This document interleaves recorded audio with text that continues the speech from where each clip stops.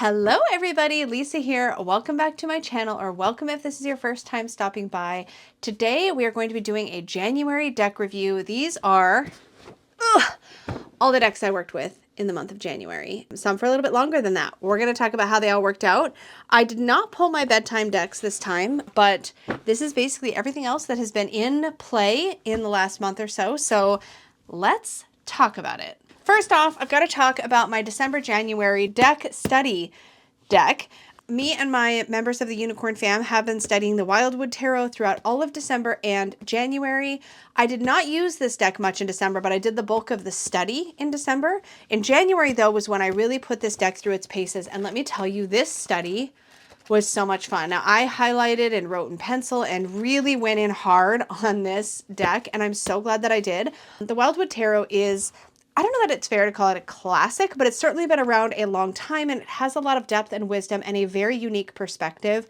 And I find that that's something I especially appreciate the more years that go by, essentially. I feel like decks that have a really fresh, unique perspective just really stand out in my collection, and I was really excited to get to know this. So we really went in hard specifically on the court cards. As you can see, I've got tons and tons of notes on the court cards. We went in hard on the court cards in the deck study because I feel like this is one of the decks where the court cards seem to be a real big stumbling block for a lot of us. I'm going to take my watch off because it's distracting me. But the situation with this deck is that the court cards are animals, which has really thrown people over the years, myself included. But that's not the only thing that really sets this deck apart. It is very much anchored around or centered around the Wheel of the Year, and it just really goes its own way in many a card. And we had some really lively conversation about that in our deck study wrap up. But throughout this study, the focus was on really just getting to know and bonding with this deck. And I finally feel like I've done that. It stands out. It's a deck that I appreciate and that I'm so grateful I have, but especially I am so grateful for having taken the time to really study and think about the court cards, what they mean, what they represent, why the court cards were chosen, the animals were chosen for specific court cards, has been a really great experience. And when I pulled this out to just read with it, which I did during my monthly member stream in January, I found that it read really, really well. One thing that I noticed is that I really need to take this deck at face value. I was doing a lot of daily pulls, like 3-card pulls and stuff like that, where I would just pull, cast some dice over the top, and off we go. But what I found is that taking it at face value really helps, because if you pull the card and you just think 3 of arrows, it throws you. But if you use the keywords, if you use the artwork, if you use the bonding and the study, I feel like it's a really solid reader. And I'm really grateful that I took the time to give it a chance, because this one was one that I've had for a long time. I had an original copy, trimmed it, rehomed it, ended up repurchasing it a couple years later, and I'm so glad to have it. This is a self-published book that you can get separately called A Year in the Wildwood. And when we were talking about in the deck study, this is where you actually work with the deck throughout the year according to the dates that the card represents. And it's a really great book. The card entries in here are really, really good.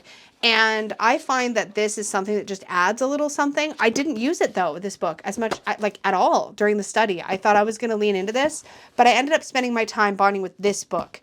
And I think that was actually necessary for me. I think in the past I've tended to go towards this because it's easier, and I felt like the readings or the write-ups in here made more sense to me initially. But that allowed me to sort of shortcut and not actually do the work like that I needed to do in here, I think, to really get to know the deck and the system. And I think really integral to this deck is this Wheel of the Year that you'll find in the guidebook. And if you haven't taken the time to read through this Wheel of the Year section in the introduction to the guidebook, or there's actually a really lovely guided kind of meditation style thing called the Walk Through the Wildwood that you can find at the very end of the book. Both of those were, I think, transformative in understanding the foundation of the deck. And then when you start to go card by card, you start to recognize that this is telling a bigger story around the Wheel of the Year and the cycles of seasons, and it's really beautiful. But anyway, I know some folks have used or are planning to use the Year in the Wildwood book to do almost like a deck-and style walk with the deck throughout an entire year. I've never done that. I may do that someday, but I still think this book is really valuable. If you don't have it and you want to go deeper in this deck, I really recommend it. Okay. Another deck that I reached for in January, and I actually pulled this with this. So early in January, in fact, the first week of January, if I recall correctly, I paired the Winter Season Tarot by Danielle Norman with the Energetics of Color by Cameron Giles with artwork by Lori Mena. This deck, I was super excited to pull this for January, and it's so funny. As I pull this deck out now, we are just currently in having like a snowy evening. And this deck really captures that winter snow vibe. I think it's absolutely beautiful. I would venture to say this is my favorite artwork wise, vibe wise of the decks that Danielle Norman has done. I think it's really well thought out, super cohesive, and yet for whatever reason, let me just show you next to Energetics of Color, because these two did play very nicely together. But my situation was, and maybe I'll zoom us in so you can really get the vibes here. My situation was that as much as I loved these, especially together, I really found that they worked super well. And what I typically did was something more along the lines of that, right? Where I had the oracle in the center. I just could not freaking get excited about working with it. And again, from a in my hand perspective, this Energetics of Color is really great. And it's one that I use for pairing in a lot of situations. It's got a great number of cards, really good stuff. Anyway, the Winter Season Tarot, I just could not get excited about. And I wonder if partly in practice, it was because I was just coming off of using the Yuletide Tarot through all of December, and transitioning to this just didn't do it for me. And I don't know why. Gosh, that High Priestess is so freaking beautiful. The choices in here are exquisite. Truly. I have zero complaints. I cannot put my finger on it, but you know how I love this Strength card? You know how sometimes you want so badly for a deck and you to gel? This one just did not gel for me at all. And I was so bummed about it, but it is so beautiful. So I don't know what I'm going to do yet. I may set it aside and revisit it again in the future, but man, I was so excited. And again, like, oh my gosh, I think it's cohesive. I think it's really beautiful. It captures all the winter vibes. I cannot put my finger on what it was, but this one did not end up working out for me in practice the way that I hoped. So I remember shortly after pulling this and Energetics of Color, I swapped to a different set of decks.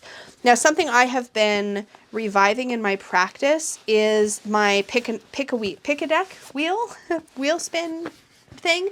So if you've never heard me talk about this before, I use a Wheel of Names like web app, and I have a spreadsheet where I keep a list of all my decks. And so I have a spreadsheet for tarot, one for oracle. And so I would pull the list of decks and plug it into my wheel, and then I would spin the wheel and pick a deck or decks to work with. Sometimes I chose intentionally and sometimes I did that. Anyway, one of my pick a wheel deck picks was, I'm trying to remember how I had this paired. Yes, was the Brady Tarot. So this came up in a spin the wheel, and I was like, yes, this is like totally the vibes of this time of year. And I decided to pair this with, and I actually, no, wait, I didn't choose this. I spun this, and I remember being so excited because they're both animal decks. But I ended up pairing it with the Animalkin Oracle, which I have not pulled out in a hot minute. This deck spent some time in my purgatory drawer and then came back out, and I'm so glad I pulled it back out because I love this deck. Brady Tarot is, I like to call it my National Geographic Tarot. It's like nature, but it's like wild, crazy nature. Like it's raw nature. Animalkin's a little fluffier, but it's so beautiful. And this is from back in the day when Hay House had the most delicious cardstock. And they switched it, and I'm so sad, but I love this. This was a laminated cardstock, or at least that's what it feels like. And I don't know that I would have paired these. I don't think I've ever really thought to pair these before. But the fact that they're both animal energy obviously worked, but they have a very different vibe. And I feel like the Animalkin brought some necessary softness and lightness, as you can see even visually, to the reading on the table when I worked with these together. And it ended up working out really, really well. And again, different art styles. Not sure I would have necessarily thought to pair these, but they worked really well. And I had a great time. I love the Brady Tarot. It's, again, one that feels like an important animal deck for me to have in my collection from a tarot perspective. And I think that if you're somebody who has struggled with animal decks like me, if your animal identification is terrible or you don't have strong associations, what I love about this is that we do have keywords on the bottom of the minor arcana cards. And the art is very visceral. And of course, the guidebook, which if you don't know was written by Rachel Pollack, does just a beautiful job of not just bringing you into the card and telling you about what it means, but giving you a little bit of information. So I feel like I get to learn a little bit about the animals with this. It very much, the whole experience of working with Brady feels like literally flipping through a National Geographic magazine or something where I get to kind of learn, or like watching a, I don't know, watching, what's the nature TV? Somebody's going to yell at the screen. You know, the nature TV. It feels a little bit like that. And I love that experience. And of course, Animal Kin just continues to hold its own whenever I end up pulling it out for any reason. So again, I'm really glad this remained in my collection. And it's funny, now that I'm looking at it and thinking about the energetics of color, I wonder if these kind of hold a similar energy for me in a weird way, just totally different art styles. But they bring this like vibrancy and again, obviously color to the table. I love all the unique borders on every single card. Oh, so good. I don't know that I really spend much time in the guidebook for this deck ever, but it is such a beautiful deck. Now you can still get Animal Kin, I believe. I think the backs are different, the cardstock's different, the box may look different, but it is, as far as I know, the same art and keywords. But somebody correct me if I'm wrong, because I could totally be wrong. But this combination was definitely a win. I had fun with this. I don't remember, but I think I may have pulled Brady into my member readings. My memory is terrible though, y'all. So like, but I remember having fun with that. One of my, oh gosh, this was such a win for me, this combo. Oh my goodness. Oh my goodness, this combination of cards. I am in love with this deck. First of all, this is the Earthwoman Tarot and the Earth Song Oracle.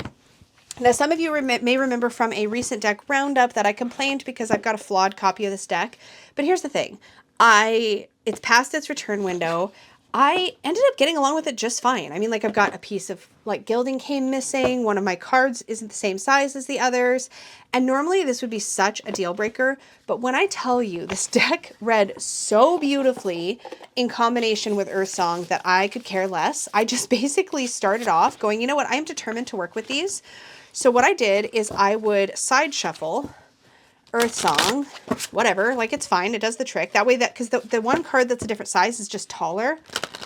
And like, I just went with it. Like it is what it is. And then I would split the deck and flip, I'll just flip the whole pile, but I would flip a card. And then I would put a Earthwoman Tarot card to either side. And when I tell you the way that these cards play off of each other, now I get it. It's the same artist, right? I don't know why I'm not splitting the whole deck. It's the same artist. But the energy, oh, this was such a soothing, like, I know it's going to sound so dumb to say because we, like, obviously, but it was very grounding. It was very earthy. It felt very connecting.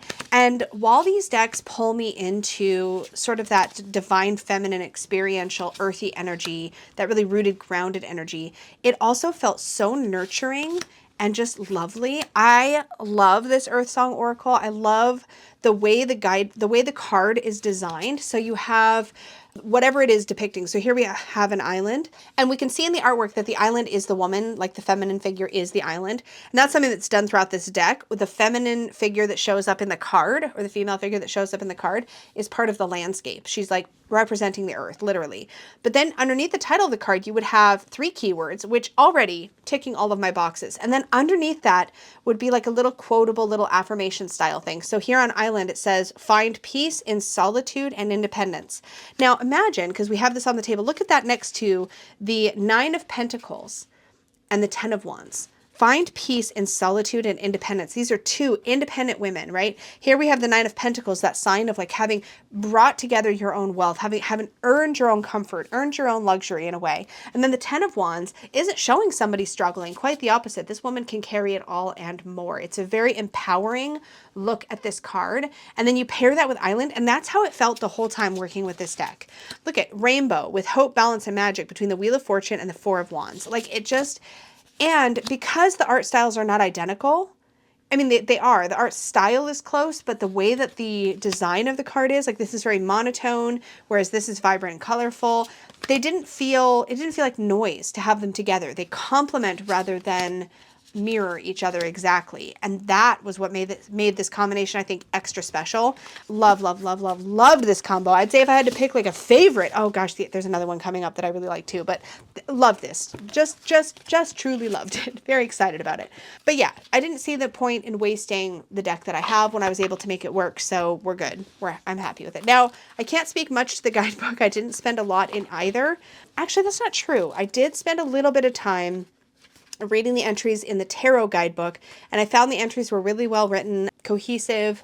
Everything just worked. You ever get like a set of cards and you work with them and you're like, this just totally works? It's just as difficult to explain why and how that happens to me as it is to explain why something that should work didn't, like with the winter season tarot. But this, man, this combo is everything. And it made me happy that I got the matching bags because they definitely deserve matching bags. But that was such a win. So loved working with those. Really was hesitant to give them up. And then for the last week in January, I did work with this combination, and this was such a treat. So this is the Magical Nature Tarot. By the way, I wanted to say thank you to everybody who pointed out that there is a physical guidebook you can get. Unfortunately, I took a look and I'm like, oh, I think I'm going to wait for now because I bookmarked the digital.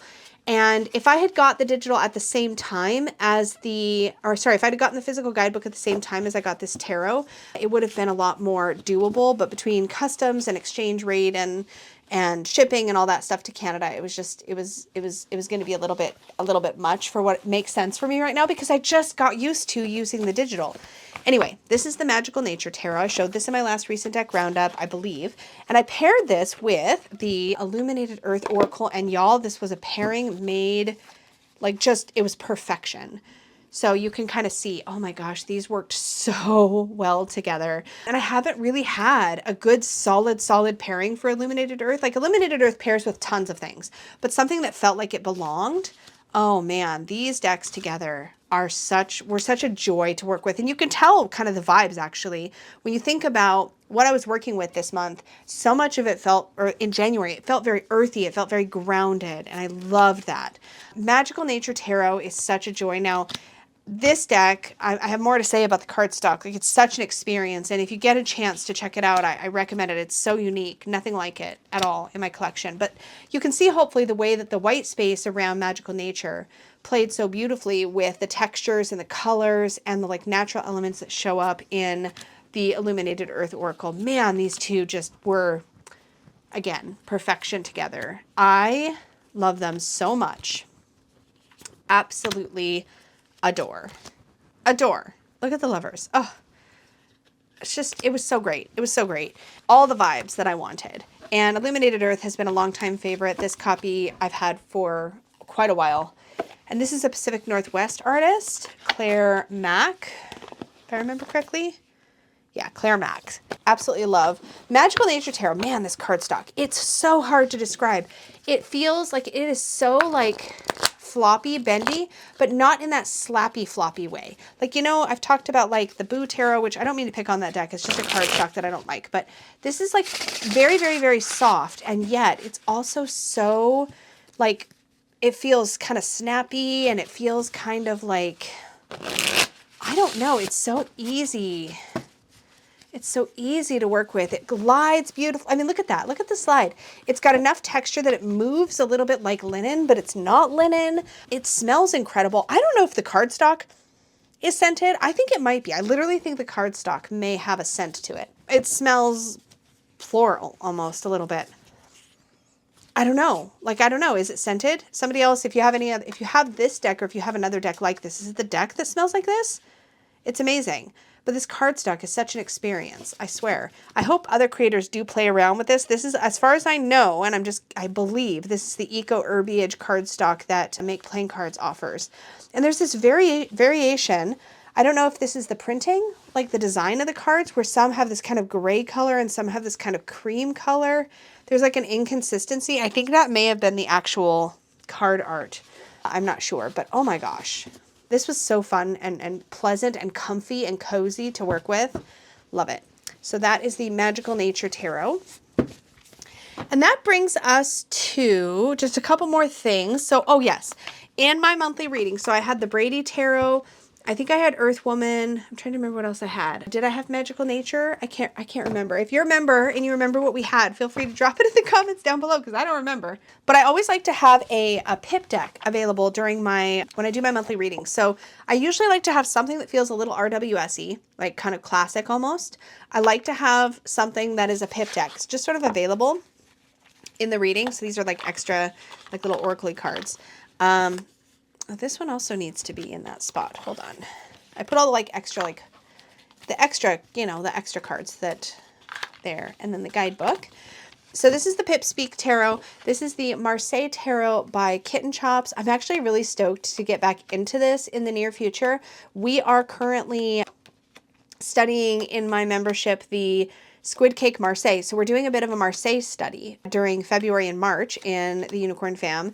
And I'm hoping that's going to open this up even more for me, just to kind of revisit Marseille methods, to sort of think again about the cards and the numbers and the pips and like what they all mean to me. But this is such a fun deck. And I had a lot of fun actually just pulling this in my member readings. And what I typically do with a Marseille of any kind, and often with a pip of any kind, pip deck of any kind, is I will read it in 3-card chunks for quickfire readings. And so that's what I did during member readings, is if I pulled this deck, I would always pull 3 cards, and I always look at flow and direction, who's looking at what's looking, you know, what direction is the energy moving, is the energy expanding or shrinking, does it feel harmonious or blocked? And so it's hard to describe, but there's this flow to reading with Marseille that comes out for me, and it's very different than reading with other types of decks, and I don't give myself enough opportunity to play. But this little Pip Speak is such a treasure, and it was so fun to pull it into member readings and have that just as part of our reading experience. So very excited to also be working with Squid Cake. I'll be keeping you all posted on that. I probably will talk about Squid Cake more in my March deck review, because then I will have actually gone through the whole study. But Pip Speak was great, loved it. And then I just wanted to circle back to a couple decks that I was using throughout last year, actually, that didn't come up before. And I wanted to revisit these because I worked with Sacred Hags Oracle off and on throughout 2024 as part of Don Michelle's membership. She did a guided practice that was sort of story, kind of like almost kind of D&D inspired or kind of RPG inspired in a way. And we had, at a certain point in that journey, had selected a guardian and then chose a deck to represent that guardian. And I chose this one because I envisioned my guardian as a sort of a crone kind of figure. And so I got one of these. This is, somebody's going to remember where you get these, like little goddess thingies. I forget. I ordered them from the maker themselves, but I had this crone one. And so she represented my guardian throughout 2024. And I just loved the energy of this. And I picked this deck to sort of represent her energy. So whenever I wanted to work with that guardian or connect with that energy, I used Sacred Hags. This is one of those decks that I don't know what my long-term relationship with this deck is going to be. It feels like it may be one of those decks that is with me for a reason or a season. I haven't decided yet if this is a lifetime deck, but I do know one thing.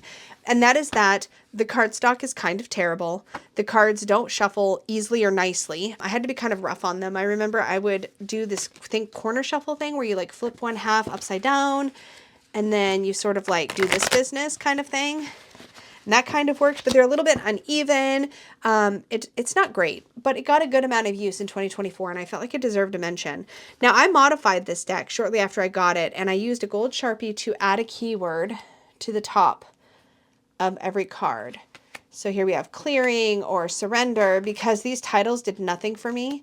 But ultimately, like omens, what I love about this deck is the guidebook. The way it's written, when you get this section that says Grandmother Speaks, it is so beautiful. And many a time I would pull a card from this deck to sort of check in with my guardian, and I would find that that little Grandmother Speaks portion would speak to whatever I was going through at the time, whatever I was processing at the time. It just felt so on point. However, if I had this to purchase all over again, I don't know that I would have. Like, I've definitely had a great time with it, and it feels really meaningful. This might be something that would work well for say, bedtime practice to just pull and get Grandmother Speaks, but I'm wondering if I'm going to be the person that's going to reach for this again now that I've spent so much time with it and it worked so well for the purpose that I chose for it. But in spite of that, I'm just not sure if this is something I'm going to find myself wanting to reach for any other purpose, if that makes sense. Again, I feel like it sort of filled the slot that I needed it to fill. And now I don't know. It's in a way almost linked to that 2024 practice, and I'm not sure I can unlink it, if that makes sense. But we will see. Time will tell. But I did really enjoy it. I found the practices or the sort of messages that I got felt really, really meaningful. And so in that note, it was really great. I don't know. I can't picture why I would reach for it in the future at this moment. And then lastly, this was also a deck that I had reserved and was using all year long in that practice. And this is the deck of Emblems by Papez Inkwright. This was the bonus deck that came when you got the special edition standalone version of the Citadel Oracle. And this was great because we needed for that practice a loot deck. And this was literally the perfect loot deck. Each card represents an object. Often these are objects that you could imagine finding out in an adventuring world, right? We have a vase, knots, bells, books, letters, purse, broom, etc. This was perfect for that practice. What I love about this, and continued to kind of miss having it dedicated it was the perfect loot deck for me for 2024, but what I missed was the mechanics. So this deck comes with some really unique mechanics. I've talked about them before, but let's take a look at perfume, for example, and I'll tell you what I mean. So every card would give you a write-up, like a meaning, and you also have keywords right on the card as well. But on top of that, you would also get a mechanic. So for example, this perfume card says vanity, deception, and performativity are the keywords. And then in the guidebook, in the second little paragraph here, it says, this card indicates that there is a veneer over the card which preceded it. The most positive spin on the situation may actually be concealing a less pleasant truth. And that is what is amazing about this. If you lay a bunch of cards down, or if you're doing a reading with this deck and you, for example, pull, let's just do 3 cards. I'm just going to pull 3. So we have Songbird, Torch, and Runestones. And then we look all of these up. So Songbird says, for mechanics, Songbird is, let's see, objectification, yearning, and feeling trapped are the meaning. And then the mechanic says, in a reading, the songbird represents something or someone who has been captured. The cards around it could form the bars of its cage. What is holding it in stasis? So next to this, we have the torch. So the torch could be the thing that is representing keeping the bird trapped. And here we have hope, sight, and clarity. So could it be that trying too hard to look for the silver lining is what's keeping the bird caged? So then let's look at torch and see what the mechanics are for that card. And this is what I think makes this great for adding as a clarifier or putting in the middle and doing tarot around them or things like that. So good.